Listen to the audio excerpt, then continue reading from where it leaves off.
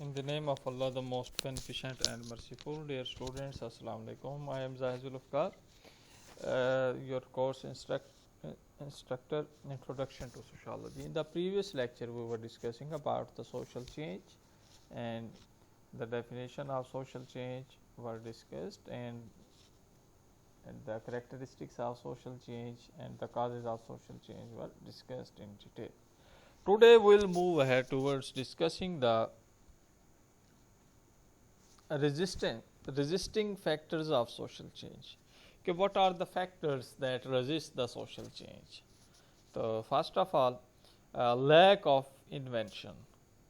If there is a lack of invention, automatically the social change will not existed in the society, and not the society will still stagnate, and they will not the society will not move ahead towards development and betterment. Innovation is very important for bringing the social change in the society. The next one is the rejection or non-acceptance of new innovation. Yes, of course, there may be the new inventions, but people don't care and they don't want to accept the social change and new inventions. میں آپ کو example دیتا ہوں کہ پاکستان میں بھی ایسے بے شمار ایسی چیزیں پائی جاتی ہیں کہ لوگ تبدیلی کو پسند نہیں کرتے، کہ کوئی تبدیلی آ رہی ہے، پازیٹیو چیز آ رہی ہے، کوئی نئی انوویشن آ گئی ہے، لیکن لوگ اس کو ایکسیپٹ نہیں کرتے، اور اس کے غلط پہلو کو تو دیکھتے ہیں، اس کے پازیٹیو پہلو کو نہیں دیکھتے، اور پازیٹیو چیزوں کو وہ استعمال کرنے سے گریز کرتے ہیں.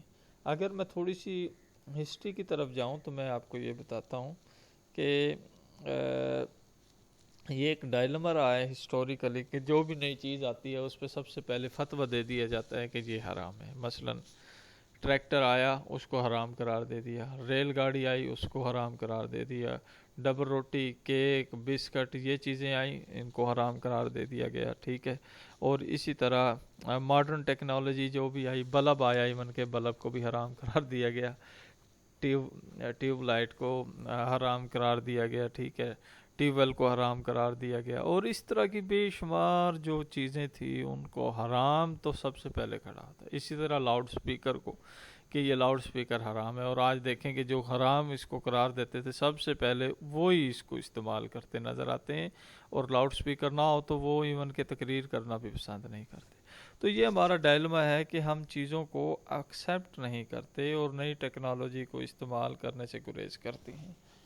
ایز اے ایجوکیشنسٹ میں آپ سے ایک چیز اور شیئر کروں گا کہ آج ہم دیکھیں مدرسوں کے اندر جا کے، تو مدرسوں کے اندر ہمیں انگلش پڑھاتے ہوئے بھی ٹیچر نظر آتے ہیں، اور وہاں انہوں نے ایون کہ اب جو دنیاوی تعلیم ہے وہ بھی دینا شروع کر دی ہے. تو کیا ہی بہتر ہوتا کہ سر سید احمد نے جب انڈیکیٹ کیا تھا اس وقت یہ اس کو استعمال کر لیتے اور نئی ٹیکنالوجی کو استعمال کرتے، تو آج پاکستان کا نقشہ کچھ اور ہوتا. تو بدقسمتی سے انہیں 2-3 صدیوں کے بعد کسی چیز کی، بلکہ 2-3-4 صدیوں کے بعد انہیں پتہ لگتا ہے کہ یار اس چیز کی اہمیت ہے. اور امپورٹنٹ بات بتاتا ہوں آپ کو کہ کاغذ جب ایجاد ہوا، کاغذ سے پہلے نا پارچمنٹ ہوتے تھے، اور ہڈیاں ہوتی تھی، اور پتے ہوتے تھے، اور کھالیں ہوتی تھی، ان کے اوپر لکھائی ہوتی تھی. لیکن جب کاغذ کا استعمال شروع ہوا، کاغذ کا استعمال بھی میں آپ کو بتاتا ہوں کہ ایک آدمی تھا، اس کا نام تھا سائلیون. اس نے بہت سارا کوئی بھوسا اور کپڑے اور اس طرح کی چیزیں ایک بڑے سارے ٹب کے اندر رکھی، اور اس نے جب نکالا اور اس کو سکھایا تو وہ ایک گتے کی صورت میں بن گیا. تو اس کے اوپر اس نے لکھائی شروع کی. تو یہاں سے پھر اس کو ریفائن ہوتے ہوتے آپ دیکھیں کہ آج کاغذ کی کس حد تک ریفائنری ہو گئی ہے اور کتنا بہتر ہو گیا. تو اس میں صدیوں تک لوگوں نے اس کو استعمال نہیں کیا، صرف اس وجہ سے کہ یار یہ اس پہ استعمال کرنے سے پتہ نہیں گناہ ہو جائے گا خدا نخواستہ، اور یہ ایجاد کسی اور کی ہے تو ہم اس کو استعمال کیوں کریں. تو یہ چیزیں ہیں جو کہ بدقسمتی سے ہمارے ملک کے اندر بھی پائی جاتی ہیں کہ ہم نیو انوینشنز کو ایکسیپٹ نہیں کرتے، نئی چیزوں کو ایکسیپٹ نہیں کرتے، جس کی وجہ سے ہمیں بھاری قسم کا، ہماری نسلوں کو بھاری قسم کا اس کا ایک کہہ سکتے ہیں کہ ریونیو اس کو دینا پڑتا ہے، اور ہم نئی چیزوں کو ریجیکٹ کرتے ہیں اور ٹریڈیشنل چیزوں کو بہت زیادہ ایکسیپٹ کرتے ہیں.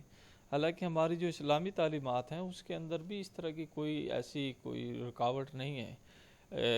بی اے کی ایک بک ہے، اس میں سمری ہے بی اے کی، اس کے اندر ایک قاعدہ، اس میں علامہ اقبال کے اوپر وہ ٹاپک ہے کہ علامہ اقبال کے بارے میں ہے کہ انہوں نے لکھا ہوا ہے، اس کا ٹائٹل جو ہے دی مسلم نیشن، اس کے اندر انہوں نے یہ بتایا ہوا ہے کلیئر کٹ کہ مسلمانوں کو ہر وہ چیز لینی چاہیے جو کہ ان کے عقیدے کے برعکس نہیں ہے.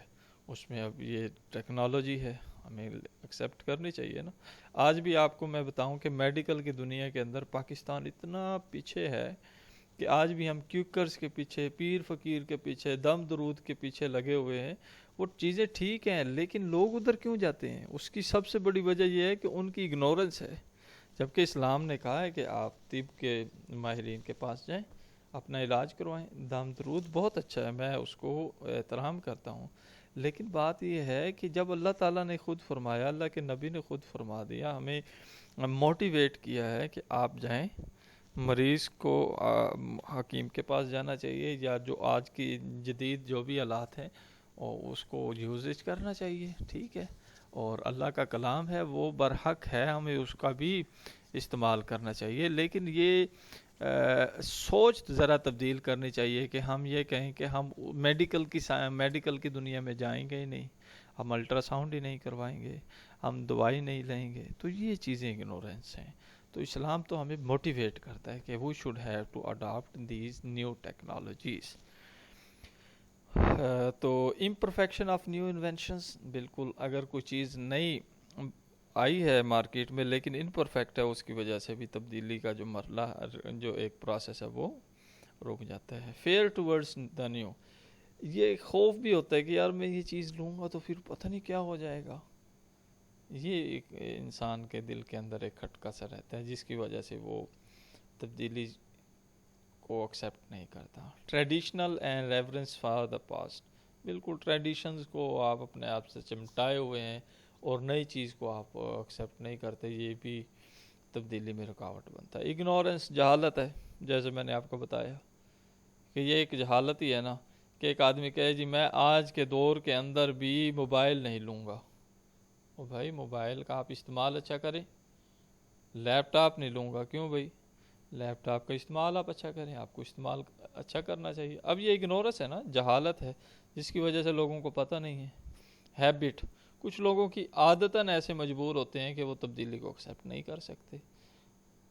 اکنامک ڈسپیرٹی، ہاں جی یہ بڑا امپورٹنٹ ہے کہ you want to bring a change but بدقسمتی سے آپ کے پاس اتنے اکنامک ریسورسز ہی نہیں ہیں کہ آپ تک تبدیلی کو ایکسیپٹ کر سکیں.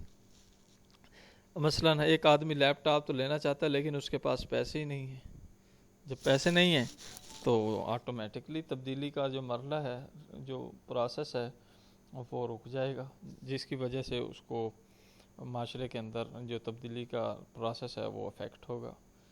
تو ہمارے ہاں بدقسمتی سے third world countries especially Pakistan کے اندر یہ بڑا ڈائلما رہا ہے کہ لوگ تبدیل ہونا چاہتے ہیں، لوگ چاہتے ہیں کہ وہ نئی چیزوں کو ایکسیپٹ کریں، نئی ٹیکنالوجی کو ایکسیپٹ کریں، but unfortunately due to the low economic status of the people they don't have the ability کہ وہ اس طرح دیکھ سکیں. اب میں آپ کو مزید بتاتا ہوں کہ پاکستان میں جب یہ آن لائن سسٹم اب کرونا کی وجہ سے شروع ہوا تو کئی کیسز ایسے سامنے آئے کہ بچوں کے پاس they don't have their own cell phone, they didn't afford.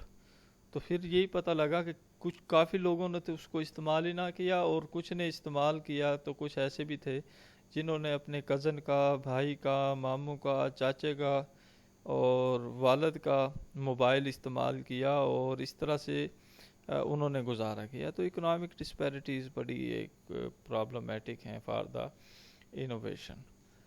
Intellectual لیزینس ہے کہ لوگ مینٹلی طور پر انٹلیکچوئل نہیں ہیں اور وہ اس کو ایکسیپٹ ہی نہیں کر سکتے. دا پاور آف انٹرسٹ، جو بڑی طاقتور ادھر گروہ ہیں جو کہ ویسٹڈ انٹرسٹ گروپ ہیں، وہ نہیں چاہتے کہ یہاں تبدیلی آئے، وہ بھی یہی چاہتے ہیں کہ یہ پروسیس جو ہے نا وہ رکے رہے تو بہتر ہے۔ تو نیکسٹ ہم چلتے ہیں sources of cultural change, culture کے اندر تبدیلی کیسے آتی ہے۔ میٹیریل کلچر کی ٹائپس آپ نے پڑھی، material, non material, real and ideal culture. تو اس میں ہماری میٹیریل کلچر میں کیسے تبدیلی آتی ہے۔ میٹیریل کلچر کیا ہوتا ہے؟ جسے ہم دیکھ سکتے ہیں اور چھو سکتے ہیں۔ نان میٹیریل کیا ہوتا ہے؟ جس کو ہم just it is not tangible, just we can feel, جس طرح ہمارے ویلیوز ہیں، نارمز اینڈ ٹریڈیشنز ہیں۔ اور جو آئیڈیل کلچر ہے جس کو ہم آئیڈیلائز کرتے ہیں جیسے ہمارا اسلام ہے۔ اور ریئل کلچر یہ ہے کہ what is our reality, it is our real culture. تو اس میں کیسے تبدیلی آتی ہے؟ یہ تین چیزیں بڑی اہم کردار ادا کرتی ہیں، انوینشنز، ڈسکوری اینڈ ڈیفیوژن۔ اب ون بائی ون ہم اسے ڈسکس کریں گے۔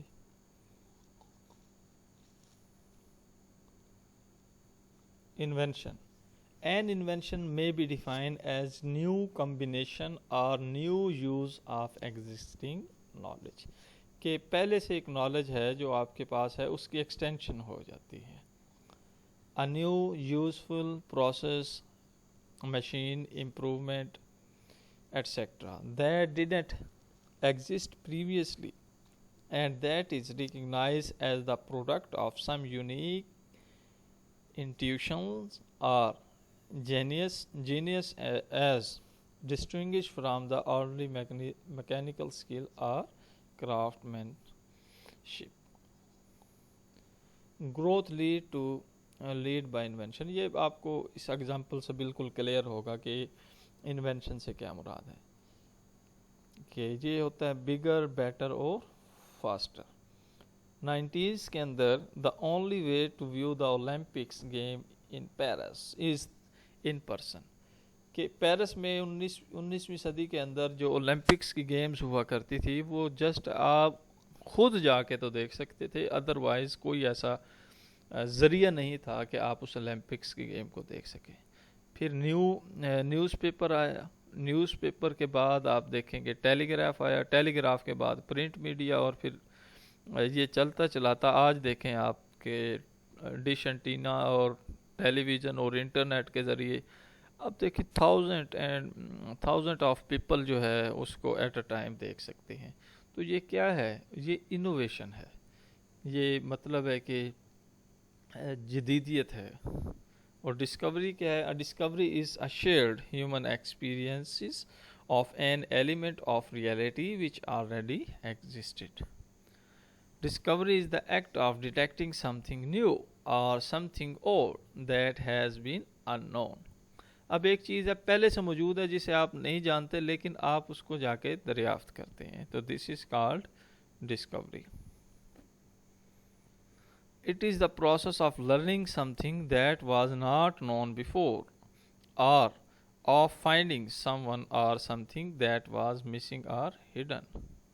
اگزامپل آپ کو اس کی دیکھیں گے تو آپ کو سمجھ آ جائے گی کہ the concept of black hole in the outer space, Einstein introduce the general theory of the relativity, اور کولمبس ڈسکورڈ دا امریکہ۔ امریکہ پہلے سے موجود تھا لیکن کولمبس نے جا کے اس کو دریافت کیا۔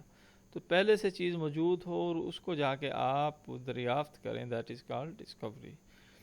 اور جو انوویشن ہے وہ یہ ہے کہ آپ نئی چیز ایجاد کرتے ہیں اور جو کہ پہلے سے بہتر ہوتی ہے۔ Diffusion. Most of the social change in all known societies develop through diffusion, the spread of cultural traits from group to group. اب ڈیفیوژن کیا ہے؟ ڈیفیوژن یہ ہے کہ مختلف کلچر کے لوگ جب آپس میں ملتے ہیں تو مختلف چیزیں شیئر کرتے ہیں، تو that process is called diffusion. Well, thank you very much for your time. Inshallah, we'll move ahead in the next lecture. Thank you.